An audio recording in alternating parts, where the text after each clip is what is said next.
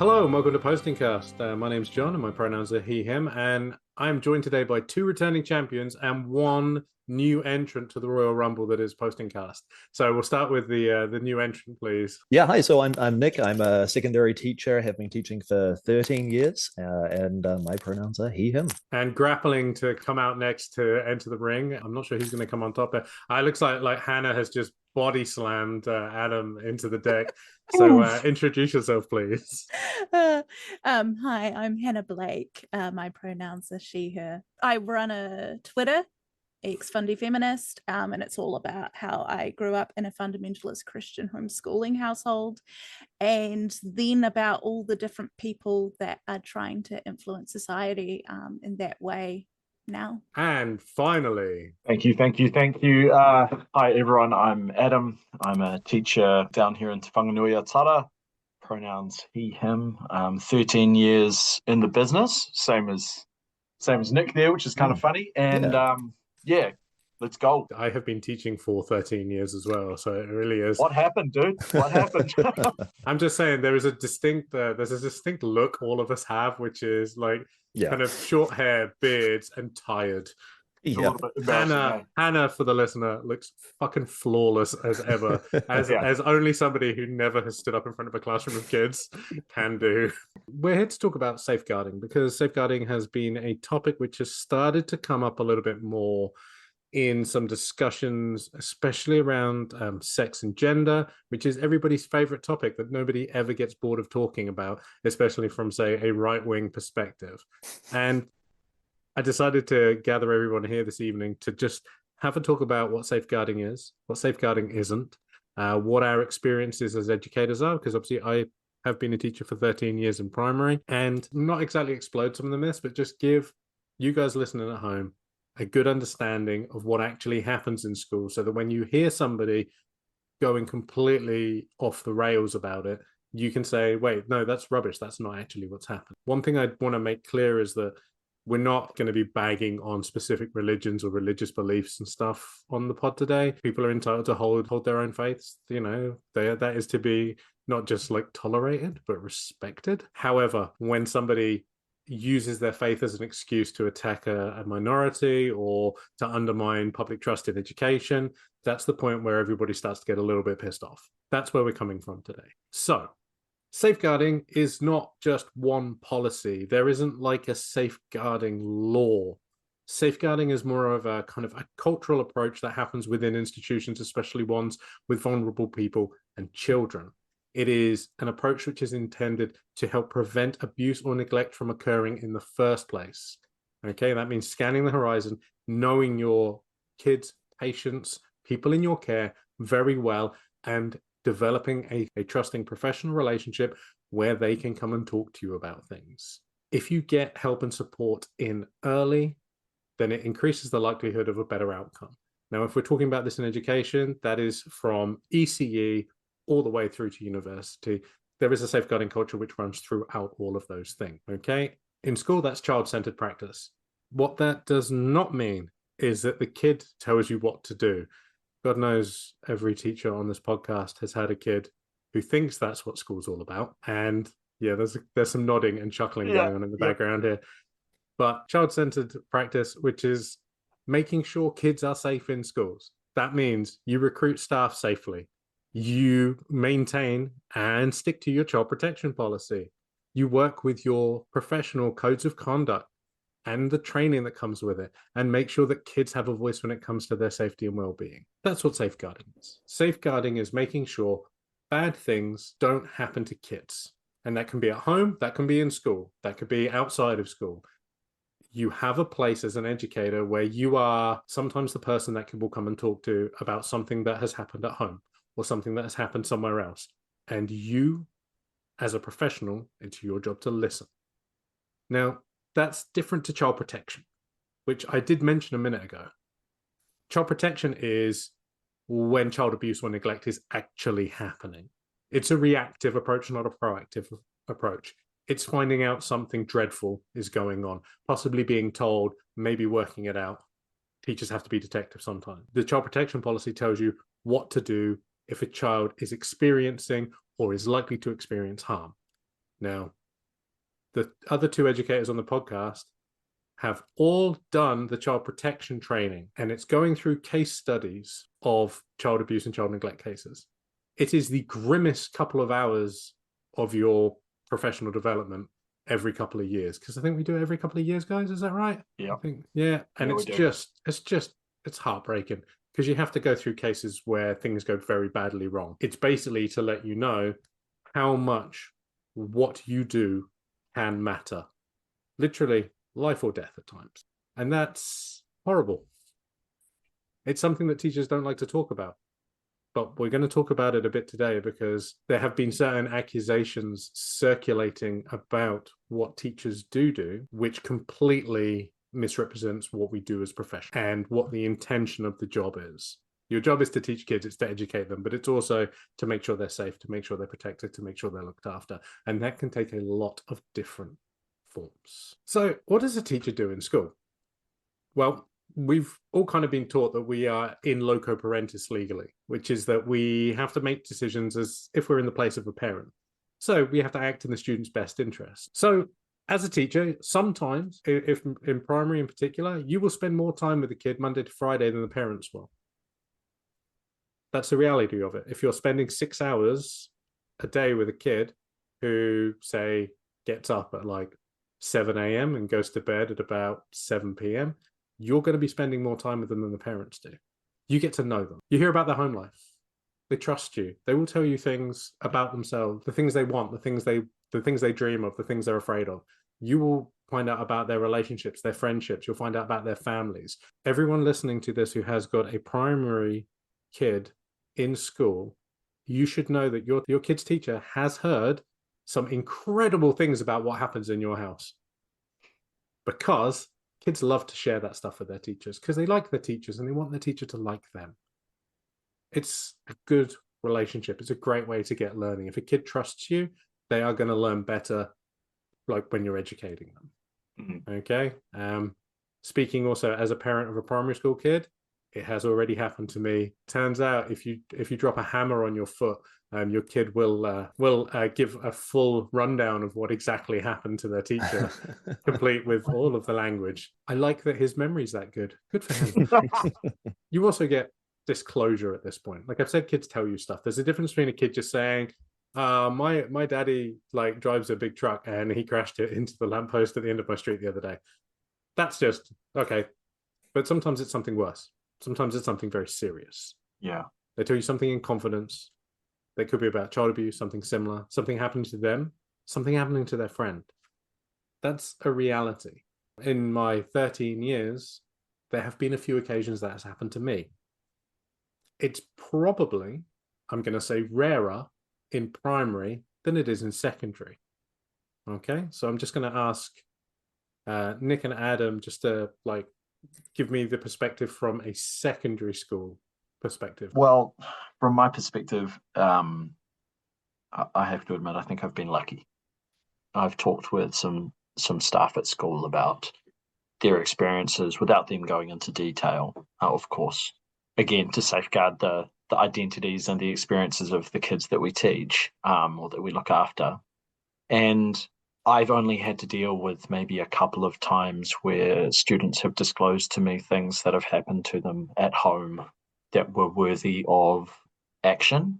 And when I say worthy of action, I mean teachers get told a lot of stuff, and we have to be pretty sharp at what is a person, what is a statement from a person that we go, I need to pass this on quickly to someone with the ability to do something about this, versus what is something that this kid is clearly joking about, and I need to be really careful, and I may need to stop and say, hey, can I talk to you and just out there and just check something with you?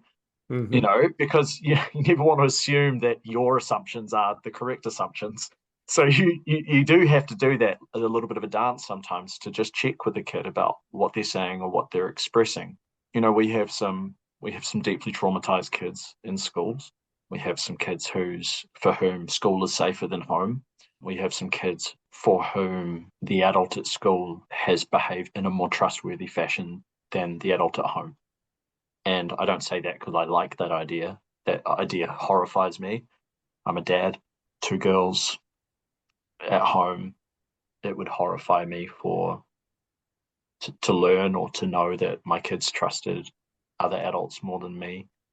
But it would also be something I would need to then process and work out why that was and take action to try and remedy it. But yeah, so in schools, we do get disclosure. Disclosure can be very hard. One incident, I'm not going to go into details, but one incident I dealt with immediately had to be referred on. It was well beyond my capacity to deal with. It's not my job to counsel kids, and that's actually something that's in the guidelines as well. We're not allowed to step in and give counseling to kids. It's actually against the teaching guidelines. If a child is at risk, we need to make sure that the correct people, the right people, are talking to them about what's happening and trying to work out what to do next. And my job, I hope, is to get back into the classroom and teach again.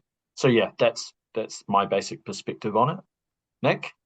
Yeah, no, I would I would say exactly what you've said. Certainly our policy would be that again, we're not experts, we're not counselors. So if we have concerns around student safety, whether it's from themselves or from external forces, then I would try and encourage the student, if they're telling me this, to go and see a counselor with me, or in failing that, or if it's not in conversation with the student, go to the counselor. And I'm lucky to work at a school that does have a number of counselors, so we're very fortunate in that sense, and they're very proactive in approaching students in a way that is careful and cautious, but wanting to check on them. And certainly with things like any sort of danger to the student, Adam, you mentioned, like checking on whether they're joking or not. Like, we just want to be safe rather than sorry. So, even if it's a piece of creative writing or something that may have been misconstrued, we would rather that we check in with the student and just make sure that everything's okay than take that risk. I think that's really important. The kind of both strands here, which is you're always keeping an eye out for things. Like, you're getting on with your normal job, but it's just you might read something or hear something, because students, children, young people all communicate in different ways, and they might find a safe way to disclose something to you that's not a face-to-face discussion. Also, Adam's point about escalation, that is standard practice across all schools. Absolutely. If there is a disclosure, if there is harm to the child, threat to the child by themselves or by other people, you immediately go and find your next manager up and say, I've got a safeguarding issue here. I've got a real child protection issue here, and I need you to take this on, because it is not the teacher's job to deal with that. Part of the standard operating procedure for us as teachers is if a child discloses something to you, you don't ask leading questions. You try and record as accurately as possible what they say. You don't make them any promises about confidentiality either, because there are times where you might have to hand this on to somebody else if it's a serious issue, and you have to explain that to the student. It's quite hard. Open. It's hard, but it's also a very open and very clear process, and every teacher's got it hardwired into their head, because that it's not your job. I would add to that, sorry to interrupt, but I would add to that we're trained from a pretty early, this may seem cynical, but we are trained from very early on to protect ourselves. And so teachers are in no doubt that the correct course of action is to ensure that they are not the person who allows harm to befall a child when they know about it. So, we can't live our lives thinking that the thing that we did nothing about is going to come back and bite us. And then you add to that the deep sense of the deep ethics of saying this is a child and they deserve to be protected. And the two of those together is actually a pretty strong cable, like that holds us to our role, which is to escalate and to pass on. Yeah. There's also the cynical side of it, which is we've got enough fucking work to do. And sometimes this sort of stuff is very heavy lifting. And it is the reason why you have a child protection officer in your school, or someone whose job that is, who takes that responsibility to communicate with external agencies and things like that. That is not your job as a teacher. Your job is to deliver the curriculum to your class and make sure your class is safe and okay. And again, I think sometimes that does get lost in this idea about teachers are doing this to my kids. And I'm just like, that's just not how it works. Unfortunately, well, not even unfortunately. Fortunately, that's not how it works. We don't just let teachers go cowboy and do whatever the hell they like. We have some serious boundaries. We have some serious boundaries, yeah, and we respect those boundaries, because you cross those boundaries, you're in a whole fucking world of shit. That's right. You know, it's just it just is such a clear environment where you know what is the right and wrong thing to do in a certain situation. Now, Nick, you were talking about counselors, and I was actually looking at the rules around school counselors. Right. School counselors have to obviously comply with the Privacy Act. That's cool. And they also have to apply with their Code of Professional Ethics, which means that anything that a student says to a counselor in school stays between them unless there's a clear and imminent danger to the client or someone else. Okay, now, those of us who've been in therapy in the past, I'm not going to ask anyone to raise their hands, know about, doctor-patient privilege. It's the same thing. Turns out there is a way you can get a counselor to disclose information to family members, and that is to go to the court and try and convince a judge. Wow. And from the stories that I have been told by some counselors about the situations, none of whom I am related to by marriage or anything else, judges hate doing it and tend to say no, because they just go, no, I'm not setting a precedent for this. There is a boundary there, a very solid boundary, okay, that is important, and is not just schools are deciding, but it's the law. It's a legal precedent. Like, it's not something that the Ministry of Education has put in place. It's not something that the Board of Trustees has put in place. It's the law, and one of the things teachers have to do is follow the law. In schools, there is health, relationship, and sexuality education, which is ministry guidance around, and you can go and look that up. If you put it into Google, you can look at every single document that every teacher sees on this topic. Nothing is hidden. Nothing is being kept from you. As a parent, if you want to go and look at it, go look at it. It's also really easy to understand, because it has to be, because teachers have to read a lot of stuff, and you have to make it easy for us to understand, because we're sometimes, like, our eyes are falling out of our heads from the amount of reading we've got to do.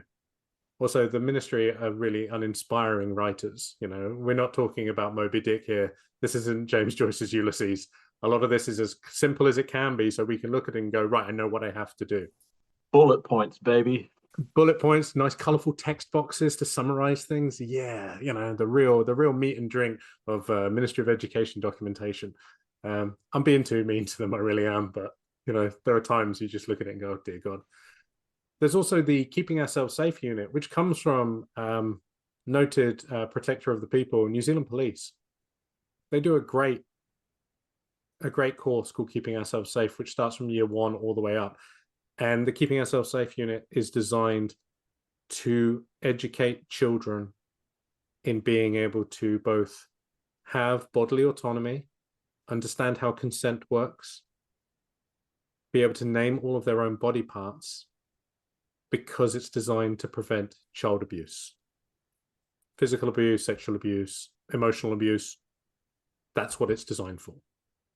And you sometimes have some interesting responses to it, but it also teaches you about what happens if a friend, it teaches you some relationship stuff, but the core element of it is teaching kids how to recognize when they are being abused and giving them a way to understand how to go and talk to somebody about it. Essentially, it's like an interlocking piece with our own child protection policies. Because the kids are taught, if you go and talk to a grown-up, a trusted adult, like someone at school, they will listen to you. They will listen to you, and they might tell someone else.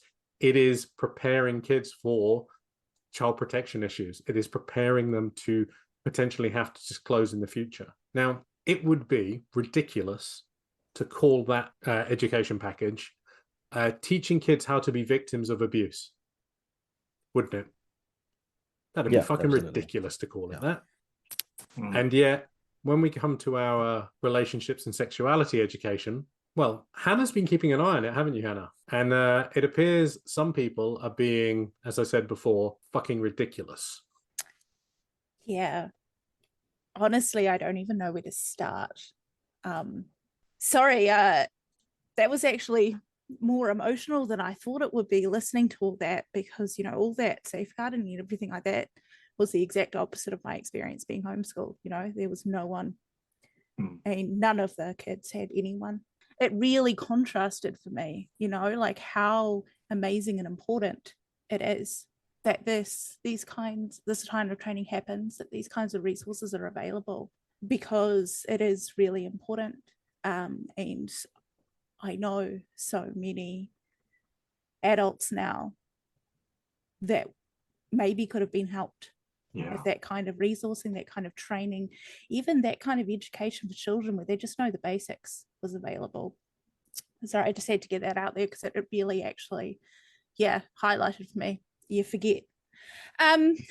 So it is really hard. As you say, it's kind of almost impossible to compare these conversations where you've got, you know, educators being trained in basic child safety, and then on the flip side, you have people coming up with these absolutely wild takes on maybe a sentence that either exists or they believe exists because they've seen it somewhere on the internet, and they've just completely, with their worldview, without any of this training or information, either on purpose with bad faith or because it's already feeding into the mindset that they have, just completely take it to a level where you're sort of like, you're talking about a completely different thing. How do you even start the conversation?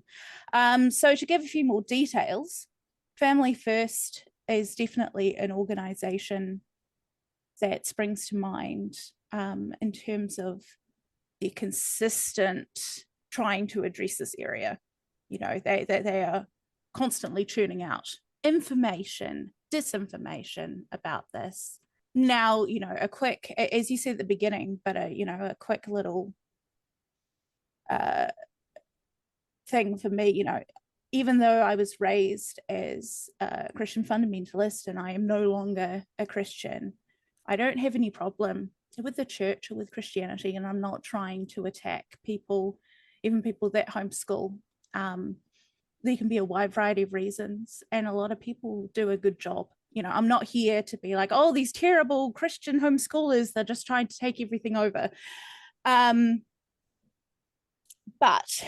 that said, there is a certain subsection, and organizations like Family First have been consistently feeding this twisting and disinformation and fear-mongering about things like health education and sex education to parents in order to convince them that secular education is the enemy.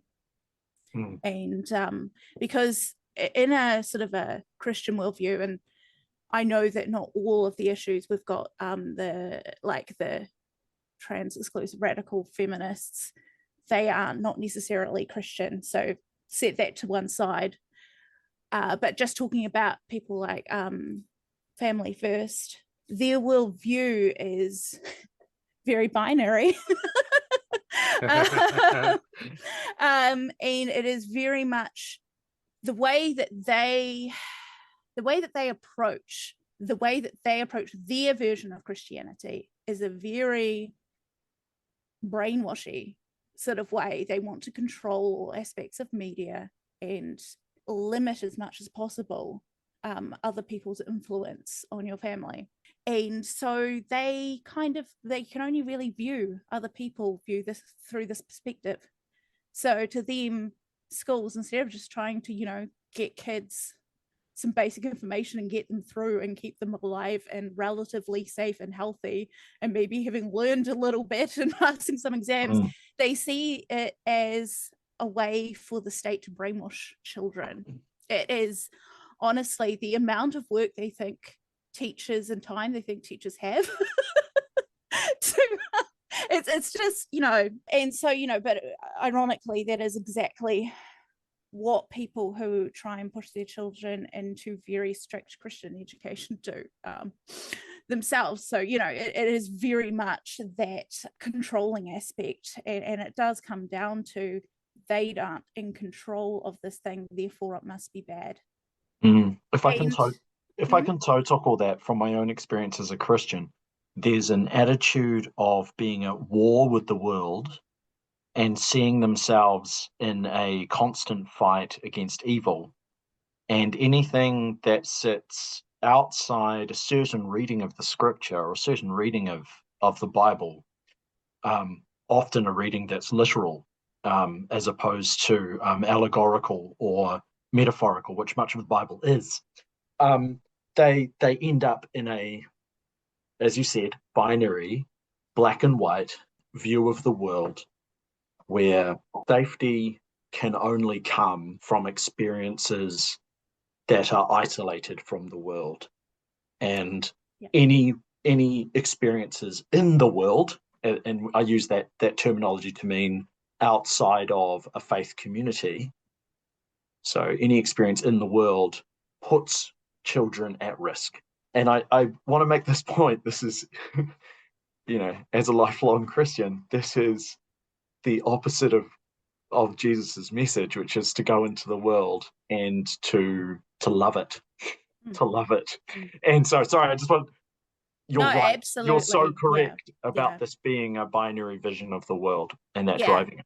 And again, hashtag not all Christians. It is not a representative of all Christianity or all faith. No. But it is a representative of some. And and people can believe what they want. And people are entitled to believe what they want. And they're entitled to be respected, as you said.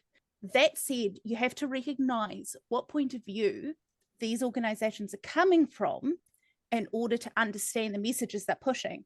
So they're entitled to believe that, but when they interpret everything through the lens of that, it means that their interpretation for the rest of the wider world and probably wider Christianity is not a helpful or valid interpretation, because they're starting from a point of view that is so completely at odds with the way that many people see the world and use their critical thinking skills. And as much as they will accuse schools or society or the government or whatever as having an agenda, they very much have an agenda, and that is what is driving this. And so they're very good marketers. They're very good at marketing themselves. Excellent. And they like to use words like family, and they like to pull at your heartstrings by saying things like keeping children safe, because who doesn't want to keep children safe? Everyone wants to keep children, even people who don't particularly like kids want to make sure they're all right, and they like to use these phrases. But like many other sort of parallel movements, they essentially redefine words, and the phrases become loaded with meaning that means that a statement that sounds fine to somebody walking down the street who's never heard of any of this can actually become something that incites a lot of fear and aggression from people who believe it. The discussion that kind of needs to be happening about where a lot of this language is, a lot of this kind of rhetoric is coming from, and how it is adapted or adopted. I thought there's an interesting parallel in what you said about the control of information, the interpretation of the scripture, the taking of small paragraphs here and there and kind of portraying it as the whole, is a tactic which we have seen from the right wing and people who are intent on disinformation, in that you will see them say, this screenshot says this thing, and that's very dangerous towards children. And then you go and track it down, and it turns out that's one paragraph from a 62-page consulting document, which is not necessarily the actual thing in itself. It is just some advice that has been put together by a third party that the MOE has said, hey, teachers, if you want to read hundreds and hundreds of pages of how we got to our decisions in the curriculum, you can go and do that, but not everything in there is in what you're actually going to be delivering. But we just figured we'd give you the resources just in case you had hours and hours of free time like teachers always do have. to read through every single document that's out there. And that's when they even bother to go and actually find those resources. Mhm. Like there was the example in America where a right-wing publishing company actually published a fake sex ed book and then placed it inside libraries in it was the Mormon, Utah. And they put it inside the school libraries. No, it was just a library. It wasn't even the school. It was the library, but it was claimed to be the school library. And so people looked it up and they were like, well, this is a legit book. The panic starts. I, like did a whole bunch of and found out that it's not actually a real book at all. They had copied this author's profile and then they had it's fascinating actually. They went to all this trouble of publishing this fact, but because then a bunch of people would look it up and go, oh, it's a real book, and assume the story's true. And that's the kind of level, unfortunately, of and sure enough, Bob McCoskey did actually quote that story last year. It's like the cat litter box story, isn't it? Yeah, it's very much where they're like, if there is like a lockdown drill, our kids need somewhere to go to the bathroom, so we've got a litter box just in case you can't leave the classroom. And that was one idea in one state in 3 schools. And then people were like, oh, it's because people are it's like they looked at Tumblr back in 2008 and decided that was the entirety of primary school age kids. It was, and I was on Tumblr back then, so I remember. Kids are not being taught how to read anymore. They're being taught how to meme. Oh, where all these cat girls are coming from. Jesus. That is where all the cat girls are coming from. It's absolutely true.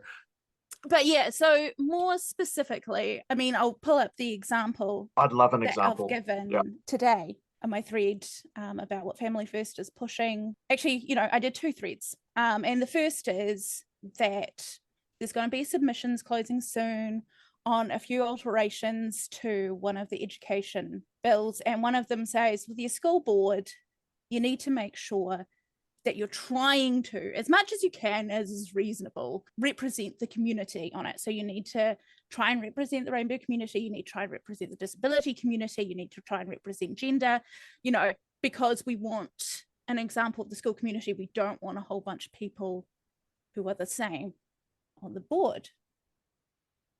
And this was immediately jumped upon, but actually not immediately. He waited a month, so I don't know whether he was intentionally waiting till it almost ran out or not.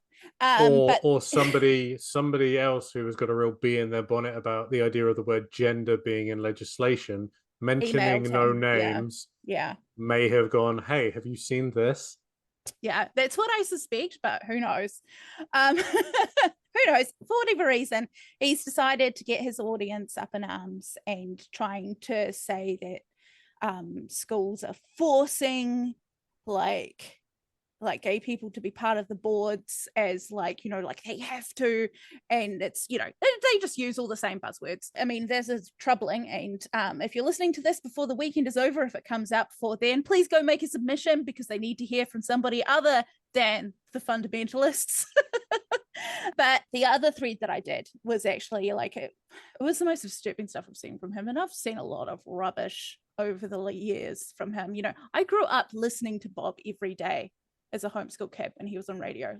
I have a long history listening to his stuff. He was talking about the UN, and the UN, bless them, were trying to say that if children, legal children, I'm talking about teenagers here, but legal children are allowed to get married at 12 or something, but in order to have sex that's outside of marriage at 12, that's assault, then that should be applied as assault. You shouldn't be able to get married at 12. Was this on the back of the Missouri weirdos? I'm not even sure. I haven't even gone that deep into it. But basically, they were like, if you can get married you shouldn't be able to get married at 12 if everything other than that marriage would be assault. That means that you're too young for marriage. That's what they were saying. What he said was that they were trying to make it legal for adults to have sex with children. That seems to be the theme of a lot of these groups at the minute, which is step 1, stop people getting married at age 12. Step 2, ? Step 3, pedophilia is legal now. That's genuinely the ideology, and you just have to go. Yeah. And he used the phrase, cabal of elites. And that was the first time I've ever heard him use that kind of language. Not saying it's not the first time he has, first time I heard it. It's some deliciously QAnonic language. Which honestly, I was surprised with the type of fundamentalist like that he is. I'm not sure that he even understands that that's what it means, but it doesn't matter because he's copying the rhetoric, of the people that know what it means. It doesn't really matter. There's a whole bunch of people that don't understand what that means. I didn't understand what that meant. But, and he said this, and then he made a couple of veiled sort of references, but he didn't out and out tie this together with this school sex ed, right? But then you've got Kariana Black.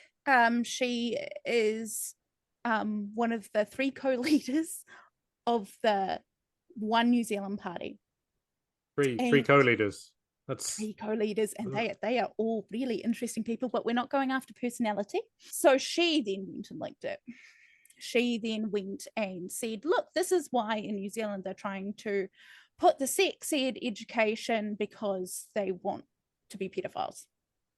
So, she took his dog whistle and she just took it out from a dog whistle and turned it into a bigoted rant.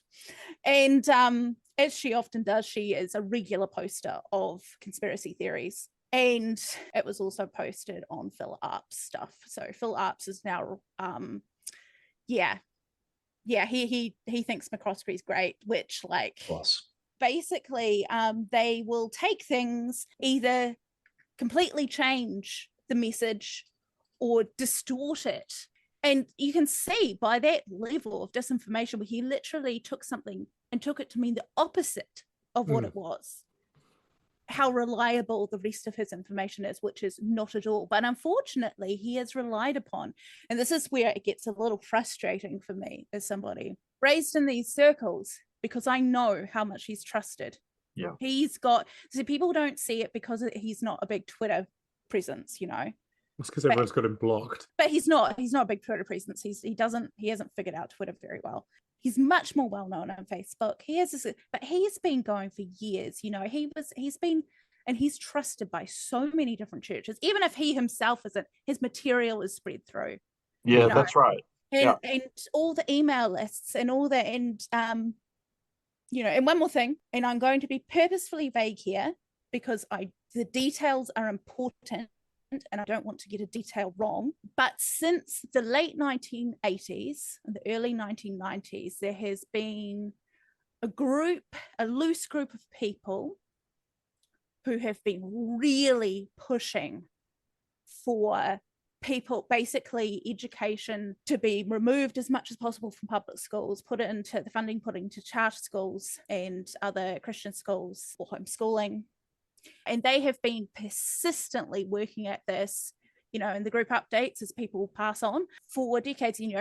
This is where Maxim Institute started. And this is where, when Maxim Institute was done for plagiarizing. And it's not just him, and it's not just them. This is how Bethlehem College started. This is how so many of the, it's all the same group of people loosely, and it is very much, it's a conscious effort. They are trying and they will take whatever they can. And right now, it's the rainbow community that's getting them the most traction. It is very much, it's not that they don't believe in it and care about it, because they do, unfortunately, believe their bigotry, but it's also useful to them at the moment, which is why you're seeing such a rise in it. It's useful to get them attention. For every person that turns their nose up at it, there's a person that sort of for whatever reason, it clicks for something in them and they get sucked in. And so, it's not just a couple of organizations that took the Bible way too literally and just decided to stress about it online for a bit. It's a very coordinated, long-term effort. And it needs to be treated as such. It needs to be treated as lobbying instead of concern. I think it's very interesting how you talked about people getting sucked in, and the way the rhetoric is portrayed is, this is going to hurt your children. They are coming for your children. I was just actually looking at the relationships and sexuality education guidance for years 1 to 8. because it's divided into two parts, years 1 to 8 and then years 9 to 13. And there was a little phrase here which, given the amount of chat about how much all of us educators are brainwashing and indoctrinating children, there's a statement here I'm just going to read out in full. The Education Review Office has identified that schools with effective programs spend at least 12 to 15 hours per year on the RSE education. It is recommended that this learning is planned across the year and that appropriate and diverse resources are used to engage a konga. Now, there are 190 days in the school year. If you taught between 12 and 15 hours, which I'm going to be honest with you, I'm going to just check with the other gentleman here as well. If you taught it to 15 hours, that would be 2 days in a morning block. That would be it. You would teach it 2 days in a morning block. But as it says, split it out across the year, we're looking at probably 3 hours a term. So that means maybe an hour every 2 weeks or every 3 weeks. And what I'm about to say here is because Adam is laughing and Nick has a look on his face. Hard. Yeah, which is dumb. There is no way in hell that schools are even meeting they're not meeting the upper end of this requirement, because RSE is the first thing to go out the window when there's any pressure on the timetable. Like, okay, I'm just going to put this out there. We're about to start this at school, right? We're about to start it. And we've already got a few parents going, oh, I don't want my kid to be involved in that. And whatever, do what you want, I guess. Because they've found, we give them every 2 years, we give them a consultation period. We put all the material in front of parents. We say, this is what we are planning on doing. These are the materials we're planning on using. Literally is part of the guidance for the RSC. The new curriculum says you've actually got to go out to parents and talk to them about it before you deliver it. Again, like we said before, nothing is hidden. It is portrayed like we are opening up the magic box and like warping kids' minds, but really schools have to go and talk to them. Okay, so the total number of hours I think we're doing on this is it's a 6-week program, and it's on a Wednesday, and it's maybe an hour. Not kidding you, it's maybe an hour a Wednesday for 6 weeks. And so our kids aren't getting the recommended amounts of time. What did you say? 12 hours? It says at least 12 to 15 hours per year. Pretty sure we're not delivering that. So because to fit it in with everything that happens in a school is pretty difficult. We should be doing it. We should be doing a better job of it.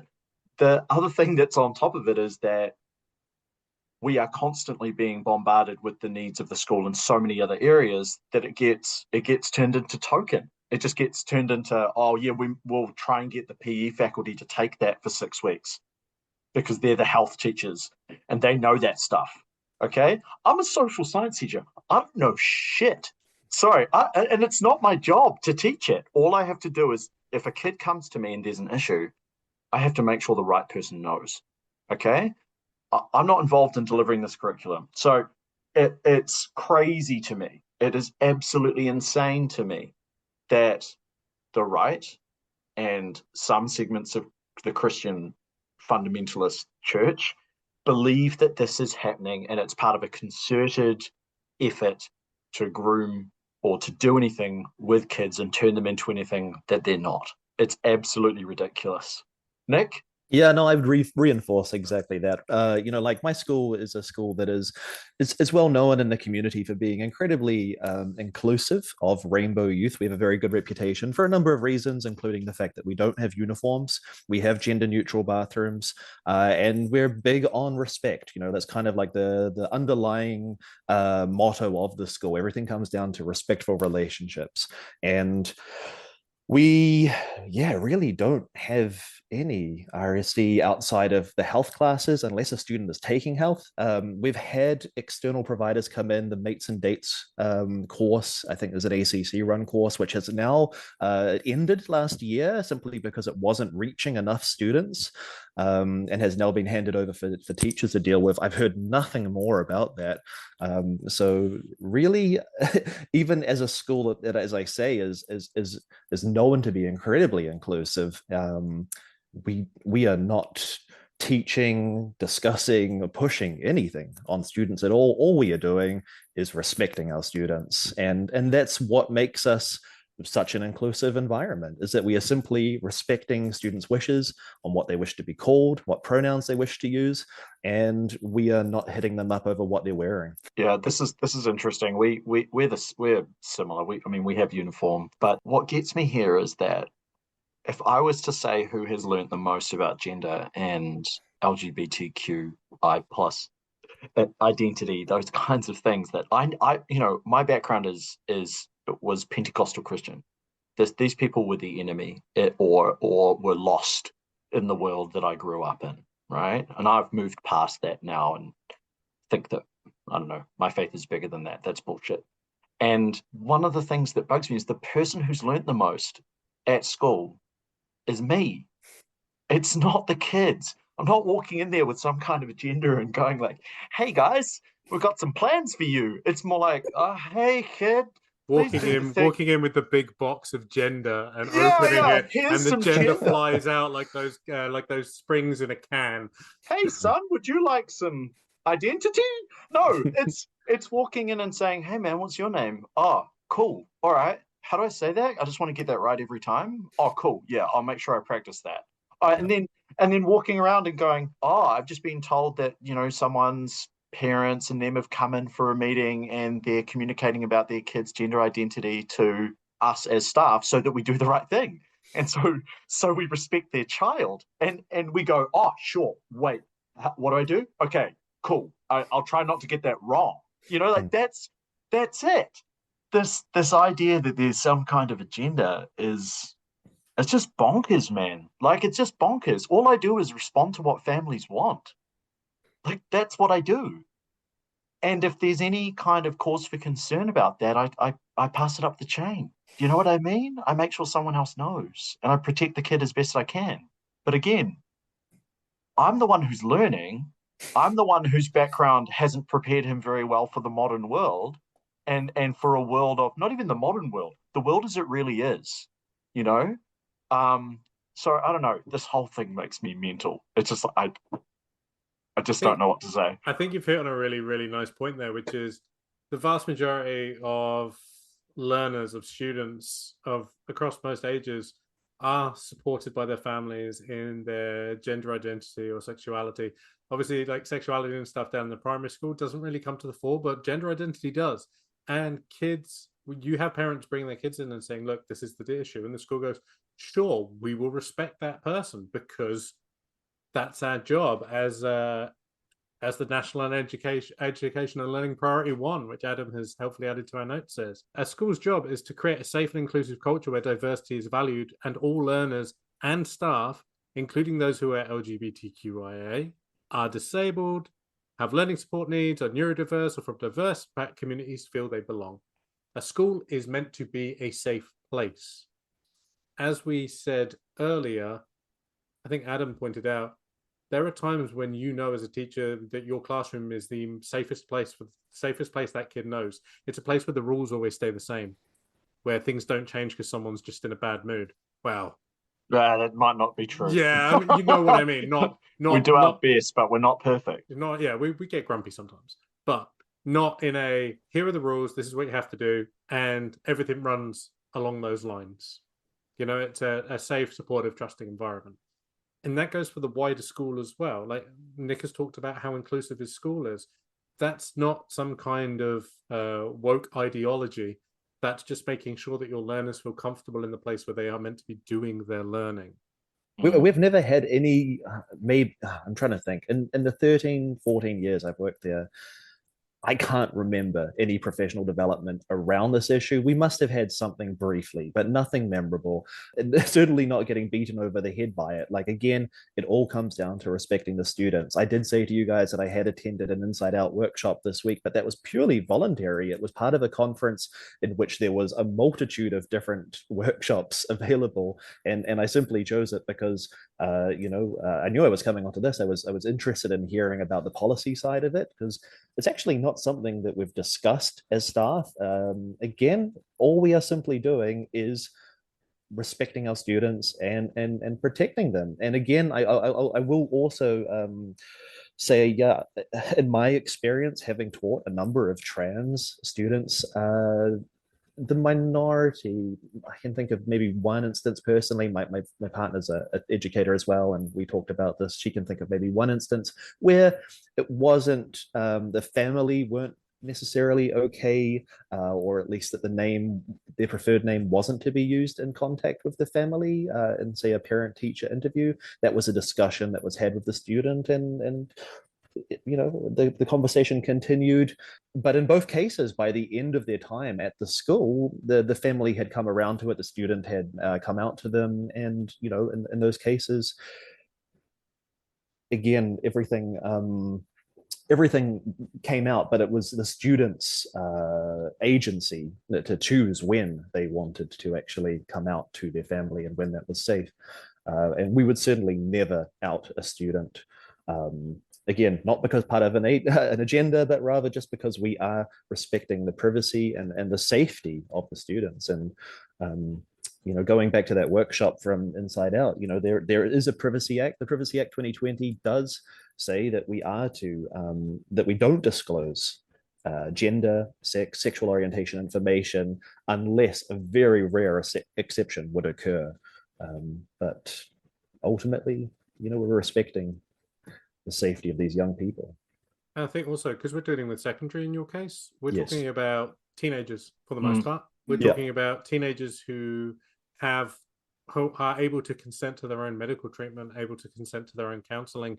And if they are able to consent to say to you, please do not contact my family about these following things, then you kind of have to do that because they are a person as defined by the Privacy Act, which means you kind of have to follow the law once again. It's about following the law. Now, it'd be actually good to bring the same law that protects everyone, right? This is not some special law that's been invented to, enable us to do whatever.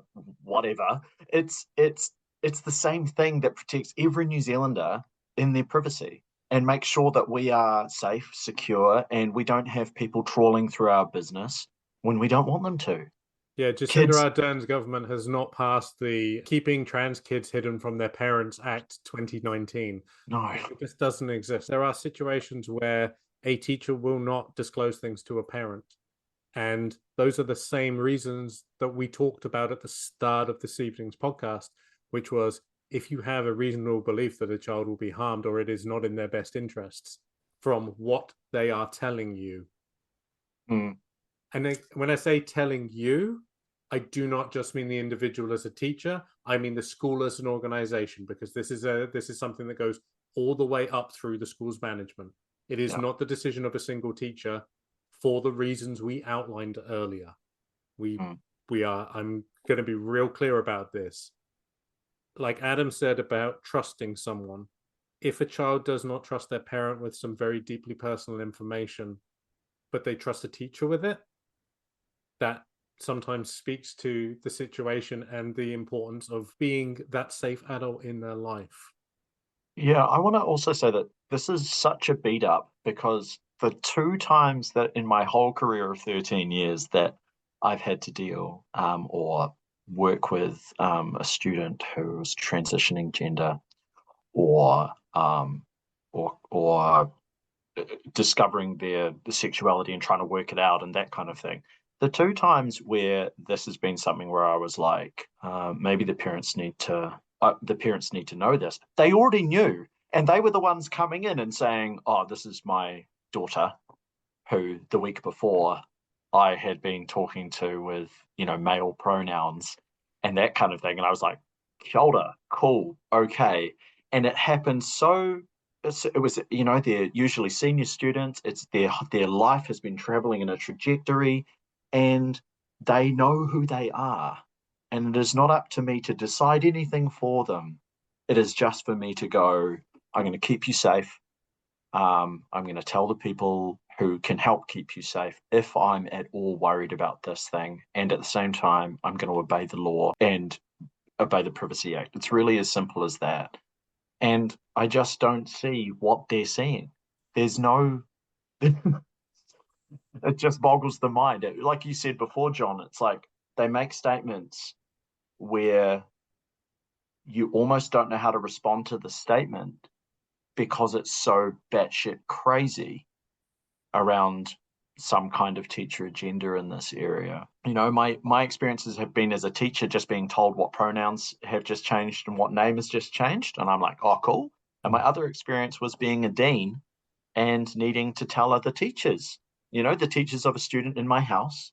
And I was like, it's my privilege to tell these teachers who you are, you know, and who you see yourself as, and who you know, in this case it was something where the parents were on side and they were there as well. And it was hard for the parents on one level, but by the time the student left our school and was going off into the big wide world, their identity was very secure and they were very happy with who they were. And I didn't make any of those decisions. I just worked with them. I just did the right thing. I just obeyed the law. So I don't, yeah. I'd add to that, Adam, like, you know, those conversations that we have with these students, they are literally just as simple as, well, oh, that's the name you want to use. Okay, great. You know, a student would raise that. You know, no student, in my experience, students aren't coming up to me and saying, hey, I want you to know I'm trans or I'm this or that. It's just simply like, you know, I go by this name now. Often that name will be in our student management system. And so we don't even have to have that conversation. We just call them what's already there. But if it does change over the course of their time at the school, or if it isn't something that maybe they've come out to their family about, because the family need to tick off on whatever ends up being in the student management system, then it's literally that's it. And I wouldn't have a student say to me, oh, I'm going by this name now or by these pronouns now, and me follow it up with, oh, well, so what are you identifying as? What identity? Oh, you're trans? That's crazy, man. Like, that's just not the conversation you're having. You're just like, okay, cool, I will do that. Can you please turn to page 34 and can we talk about the dawn raids? That's what we're doing. You know, yeah, exactly. You know, like if they want to talk about it, then they're welcome to, but it's none of my business. I'm not going to go inquiring into their stuff. I'm certainly not pushing them to, you know, tell me anything more than what they've asked me to call them. And it's literally that simple. I just want to read the topic descriptors from the level descriptors. I'm not going to read all the level descriptors because they're fucking long, but just the bits for the 3 sections of the RSC curriculum are as follows, and it's the same from year 1 all the way up to year 13. So it's all about me, knowledge, understandings, and skills relating to physical and sexual health and development, emotional, mental, social, spiritual, and environmental. That is from year 1 up to year 13. Okay. Then there's ko akuhoa, friendships and relationships with others, understandings and skills to enhance relationships, for example, in relation to friendships, intimate relationships, love, families, and parenting. And ko toku ao, me in the world, critical inquiry, reflection, and social action skills related to issues of equity, gender, body image, risk, and safety. That's it. Now, when you're down at level 1 and 2, that is literally, this is my body, and this is who I am. These are the people who are in my family. And then you get the kids to compare with each other. Oh yeah, I've got 2 brothers. Oh, I've got a sister. For like level 2, that's how do I make friends? What's a good friendship experience? Even up at level 3, it's still, a lot of it is just about how can I be safe online? That's what's getting taught here. Now, later on, there are mentions of gender there. I said the word gender, which means someone out there just had a heart attack. But it is understand the relationship between gender identity and well-being, which is, this is who I am as a person. This is how people see me. And these are the things that I like. That's it. It's not, you know, spinning a big gender wheel like on Wheel of Fortune and then assigning a kid a gender. And it's like that all the way through. I mean, I was amazed to find out that senior kids are learning about the impact that pornography can have on them. Like, that's an actual topic you can fucking study. Like, you can do a whole topic about it and how that it presents an unhealthy sexual image and things like that. And yet, you know, and that's something that you can teach up in the secondary school. Like, I was amazed that was there. That's a really good thing to be teaching.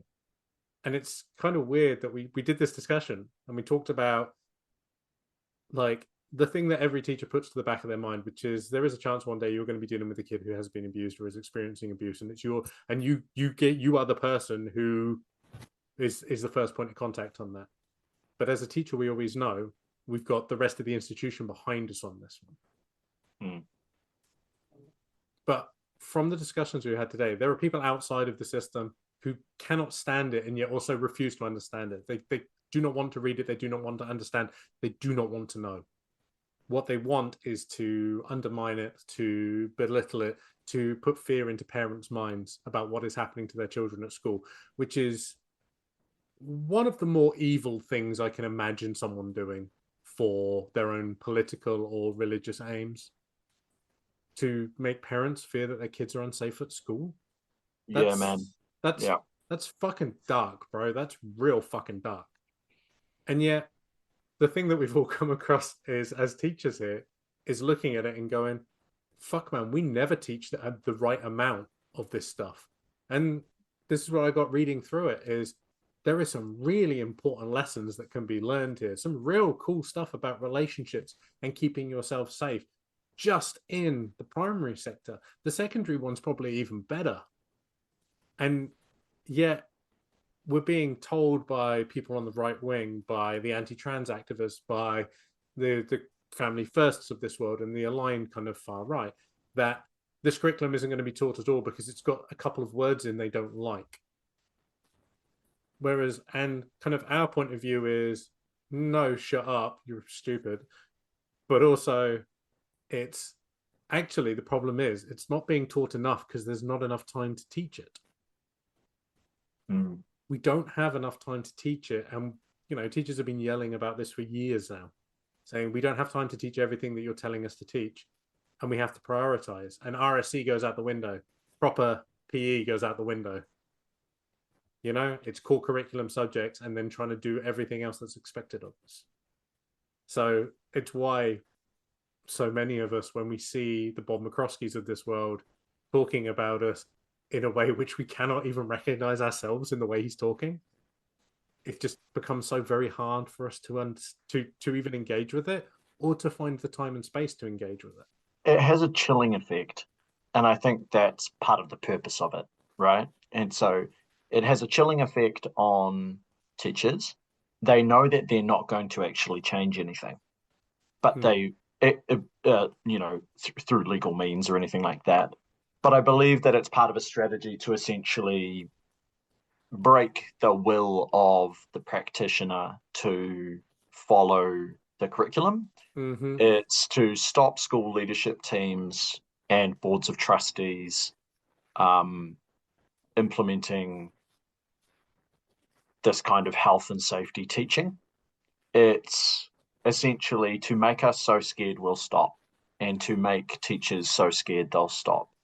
And I mean, I was talking with a peer the other day about sex education and this upcoming 6-week thing that we're doing for, an hour on a Wednesday, and how much of a small deal it was to us. And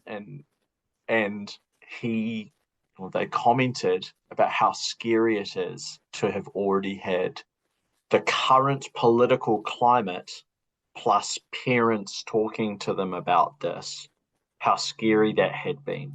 As a person who's genderqueer, they were talking about how difficult that was in the moment for them. All they're trying to do, they don't even teach this curriculum. All they were trying to do was communicate with whānau that this thing was coming up, and they were worried about communicating that this thing was coming up. And it's so benign. It's so awesome. It's this phenomenal package of teaching that helps keep kids safe, that I wish was taught in schools when the women I know in my life and the boys I know in my life were kids, because it helps kids understand what is theirs and what is no one else's to decide about. And it's an if only, right? It's an if only those things had been present for a much longer time and had been done to a professional level, and that education would have helped so many people in their lives know where to set boundaries, or to know to understand where the boundaries are, to know who to go to when things turn to shit, to get the help that they need. And, that sucks. It sucks that this thing that can be actually really helpful and awesome is trying to be destroyed by people who don't get it and who have an agenda to various agendas, as Hannah mentioned earlier, to impact education and impact totally the average Kiwi kid in a really negative fashion. It sucks. Can I say like one more 30-second thing? And, I just wanted to say to the audience out there, I was raised, as a Christian homeschool kid. I wasn't raised with any kind of sex education. I was completely kept safe from any influence in public school right up till the age of 16. I went to church. All my friends were Christians. There was not a hint of it. All my media was monitored. I didn't have any unrestricted access to the library, to the internet, or our radio, or our movie programming. Everything was regulated, monitored, and checked. Not only was this education, despite my parents' love and best wishes, not only was it extremely unhelpful and unsafe, it didn't stop me being bi. It didn't stop any of my friends being who they were. Because you can't actually influence a person to that degree. You can influence them into denial. You can't influence them into not existing. And this is not a criticism of my parents' enthusiasm or love, but it was not a complete education, and it was not a safe education. And I can say that that was probably the case for the vast majority of children that I knew. So not only are the schools being given a completely unfair time, and you guys, you work so hard, and I as a mum of a 10-year-old, I really appreciate what all you guys go through. Like, I really do, because I was, I've worked customer service. I haven't been able to be there for my son at many instances that teachers have had to be there for him, and I am just so grateful for community support like that. But not only is that, but their alternatives are actively harmful and unsafe. And I just really, wanted to put that out there. Thank you, Hannah. Yeah, no, God, I mean, yeah, going back to what you were saying about how chilling it is, Adam, to face this sort of abuse and slander about what we're doing. I saw this firsthand. Brian Tamaki, in his protest recently, walking down Queen Street with placards saying, teachers are grooming students, teachers are sexualizing your children, and it's heartbreaking. Teachers, that's come across from all of us. You put so much care and respect into protecting the safety of these students, to do everything by these young people, and only to have that completely besmirched and tainted by these allegations, this misinformation that's spread. It's all we want, and this has come across loud and clear from everyone in this chat today, is all we want is what's best for our young people, what's going to make them feel safe. And that doesn't matter. It's about respecting them, whether it's gender, sexuality, culture, ethnicity, religion. It doesn't matter. With the young people in front of us, we want what's best for them. Adam, would you like to do like a closing thought as well, and then I'll bring this thing in? If parents have got any concerns about what we're teaching your kids, call us. Sure. Like, I'm an email away, and you can say, hey man, what's in this package of stuff you're doing on Wednesdays for 6 weeks? And I can just be like, well, shit, I don't know. Let's go talk to the health and PE teachers, because they're delivering it. They'll show you. If you want to see which YouTube videos they're watching, they'll show you. If you want to see which crossword they're doing, they'll show you. If you want to see which diagrams they're using for this, that, the other thing, if you want to see what relationship coaching they're doing, they'll show you. We've got literally nothing to hide. And we're totally okay with you asking. Like, all teachers want are engaged parents and engaged kids. That's it.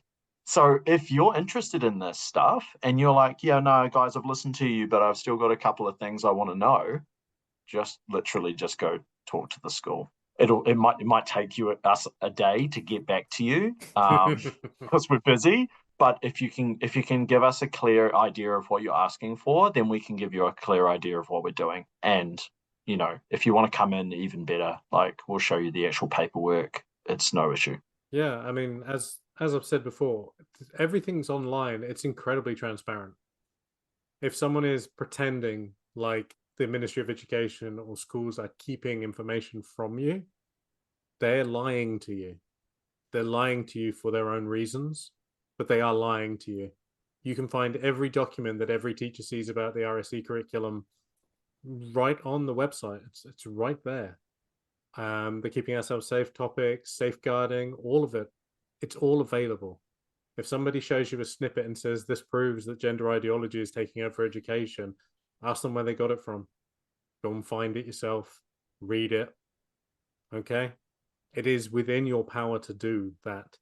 And like Adam said, teachers do want to talk to you about this stuff. If anything, a lack of parental interaction is the real pain in the ass.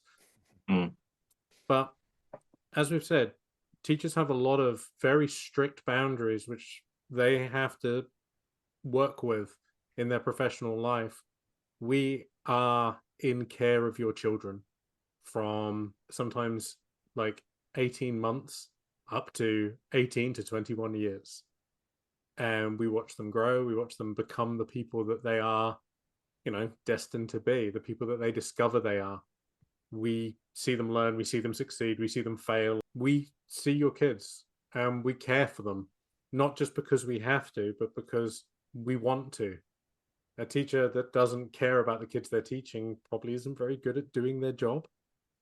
So the idea that we're all part of some kind of big conspiracy is, well, I hope that from tonight's episode, you can see just how false that is and how much intent behind it is malicious. Because essentially, we want the same thing as you, which is we want your kids to be safe. We want them to be well educated. We want them to grow up and go into the world somebody who's ready to go out there. That's it. That's the deal. Okay. I would like to thank Hannah. I would like to thank Nick. I would like to thank Adam for agreeing to join me on this. I think it's been a productive discussion. I hope people listening to it get something out of it. On the next PostingCast, I'm going to be watching Bryan Singer's 2000 movie X-Men with some delightful members of the queer community. We are going to be going through every single good X-Men film there is over the next few months and discussing the queer themes and how Magneto was right. So, thank you very much. Bye. Thank Ciao. you. Thank you so much. Yeah, gotta. See ya. Having us.